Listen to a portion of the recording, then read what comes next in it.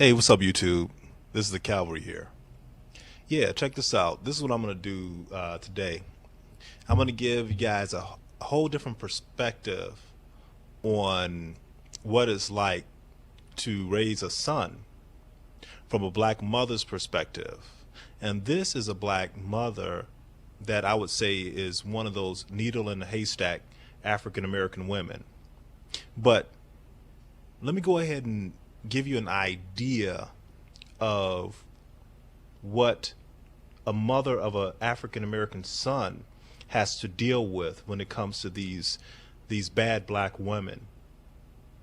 All right, bear with me. I'm going to go ahead and read this letter that that she sent, just so you can get a clear idea, and so you'll understand what we're trying to change and what the problem is.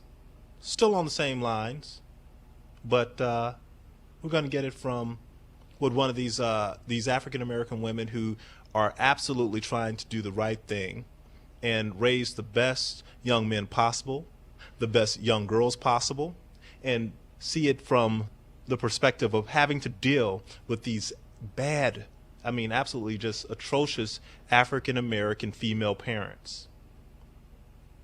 This has nothing to do with the men. Let's get started.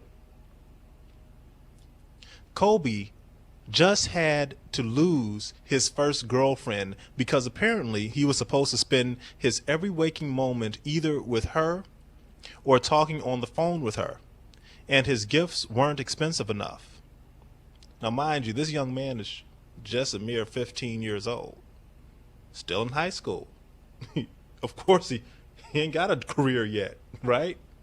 But I'm going to continue on. And the mother of this girl called me on the phone to explain to me that I was supposed to be raising my son to treat her daughter the way she thought she ought to be treated. What the fuck? Now, I will admit that Kobe wasn't one to call her a lot, but he also had a lot of other responsibilities. So that was a gimme. But he did provide gifts for both Valentine's Day, a card, a balloon, and a stuffed animal, and her birthday, a card with a poem in it and a gift card to Starbucks, which she stops at every morning on the way to school, which apparently were not adequate. If I told you guys the conversation I had with the woman yesterday afternoon, it would completely blow your minds. Yeah, y'all ain't gonna believe this shit. So I'm sitting at my desk around 4:15 or so yesterday afternoon when I noticed that my phone had been lit up. I keep it on silent during the day. I noticed that Kobe's girlfriend has not only called me, but left a message. This is not the first time. Whenever she can't reach Kobe or doesn't see him right away, she is immediately calling for me for some sort of reassurance as to where he is. I bullshit you not.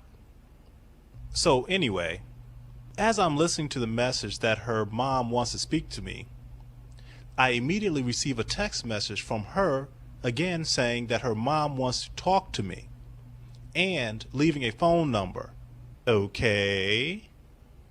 So I call the number, and the mom immediately starts in on how she really likes Kobe and all. But her daughter was crying all the time about how he was neglecting her by not spending time with her. When I stated that I know that they both have things to do after school, which for Kobe included watching Gina until I got home from work, that's my daughter, then the fact that her daughter, was with her father almost every weekend, but whenever Kobe tried to coordinate something, there was an issue.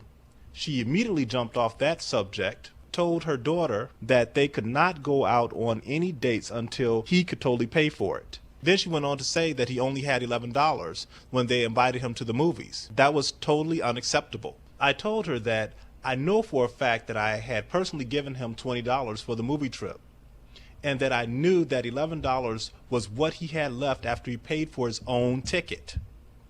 Then she jumped off that onto some finance-related tangent about her daughter's birthday, to which I responded that I had in fact offered him enough money to take her daughter to a movie and out for something to eat for her birthday. But there seems to have been some type of issue with that. She conveniently ignored that and continued on her rant about how her daughter was crying every day about how he was not spending enough time with her or talking to her enough. And some more shit about money. She was basically alluding to the fact that she was going to advise her daughter to drop Kobe because he didn't spend enough time or money on her. When I stated that this was starting to sound like a romance without finance, she started going on into things about how she wanted me to talk to Kobe about her daughter and their relationship. I told her that because I didn't like where this conversation was going, that I was going to advise my son that maybe the two of them would be better off as friends. She was pissed. I told her I was still at work and I needed to get off the phone, which she did. I was too through. Then, as I was walking to the bus stop to go home, I realized that she had sent me what ended up to be about 9 text messages, basically telling me I wasn't raising my son to respect women and to treat them right, according to her, and that her daughter could do better. Whatever, bitch. Now, keep in mind that this woman does not currently work. She is a full-time student with 2 kids. She does manage to live on her own through what sounds like a combination of alimony, child support, student aid, and a generous boyfriend. I work for mine.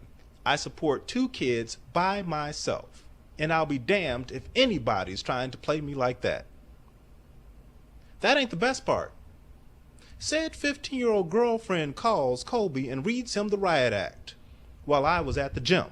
Then calls him repeatedly a couple of more hours later, saying that she doesn't really want to break up with him and that her mother suggested they date behind my back. Kobe and I looked at each other like, oh, hell no. Did I mention that all this happened after Kobe gave her a birthday gift?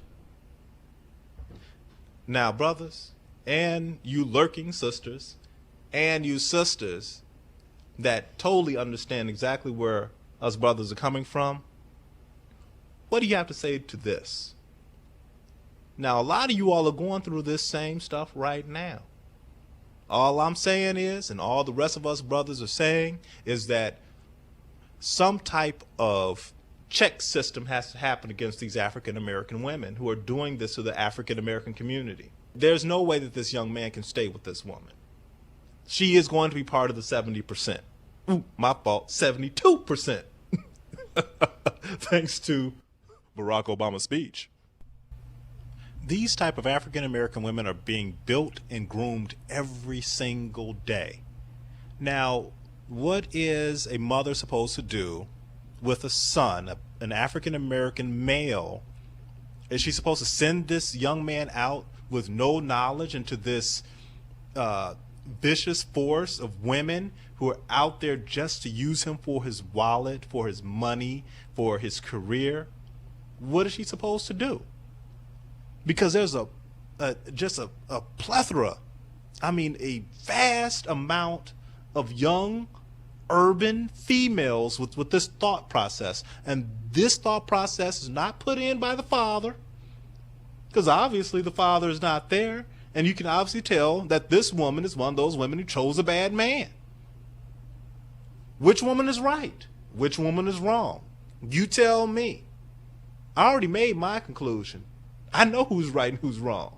But all I'm saying is that these young men need to be protected from that type of woman. This holds a black man back. He cannot do anything special with his life if he's dragging some tired, dead, money-sucking weight connected to his feet. It's just an impossibility. Just saying. So, look, give me your thoughts. Analyze it. Tell me what you think. You're free to post. Let's talk.